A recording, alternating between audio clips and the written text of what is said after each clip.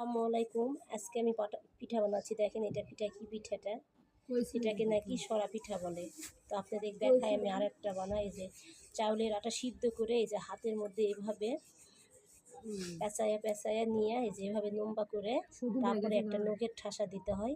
দেওয়ার পরে এই যে দেখেন পিঠাটা, এই পিঠাটার নাম নাকি সরা পিঠা। তো আমি আপনাদের আরও একটা দেখাই। দেখেন এই যে এইভাবে নিয়ে, কি সহজ পিঠা না? এটা কিন্তু আমাদের নওগাঁ শহরে বানায় না। তো আমার এই ভিডিওটা নওগাঁর উদ্দেশ্যে, যারা নওগাঁর আমার ভিডিও দেখবেন এই পিঠাটা বানিয়ে খাবেন, কিন্তু ভালোই লাগে খেতে। তো আমি আপনাদের বানানোও দেখাবো কীভাবে বানাই। তো দেখেন এই যে আমার পিঠাগুলো বানানো হয়ে গেছে, আরও বানাবো। তো আমার পিঠাগুলো কেমন হয়েছে সবাই দেখতে থাকেন। আমার এই পিঠাগুলো এই যে সব বানানো হয়ে গেছে।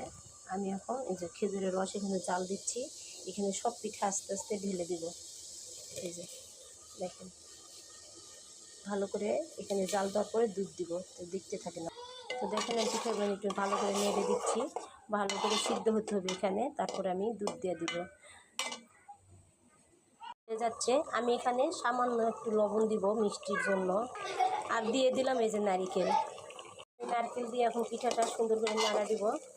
নাড়ার পরে এখানে আমি এখন পিঠাটা প্রায় হয়ে আসছে। আমি এখানে এটা ঠান্ডা হলে আমি দুধ দিব। তো দেখেন আমার এই যে পিঠাটা বানানো হয়ে গেছে। আমি এখন চুলা নিভা দিব, কারণ গরম পিঠার মধ্যে দুধ দিলে দুধটা ফেটে যাবে। এই জন্য আমি পিঠাটা একটু ঠান্ডা করব, দুধও ঠান্ডা করতে দিছি। এই যে দেখেন, আমি আপনাদের দেখাই। এখানে আমি এখন দুধটা দিয়ে ঢেলা দিব। এই যে দেখেন,